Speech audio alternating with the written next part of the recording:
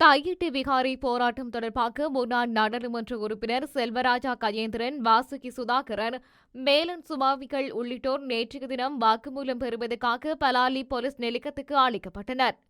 தையிட்டி விகாரையை கடந்த 12ஆம் திகதி மேற்கொண்ட போராட்டம் தொடர்பில் விகாரையின் பிக்கு வழங்கிய முறைப்பாட்டுக்கு அமைய போலீசாரால் குறித்த வாக்குமூலம் பெறப்பட்டது.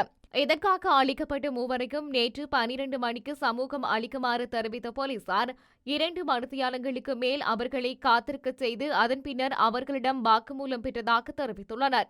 குறித்த சட்டவிரோத தொடர்பாக பிரதேச செயலகம் மற்றும் அரசு திணைக்களங்களிடம் இருந்து இது தொடர்பில் முறைப்பாடு அளிக்கப்பட்டது என்பது தொடர்பிலும் போலீசார் பல கோணங்களில் கேள்விகளை எழுப்பியதாக விசாரணைக்கு உட்படுத்தப்பட்டவர்கள் தெரிவித்துள்ளனர்.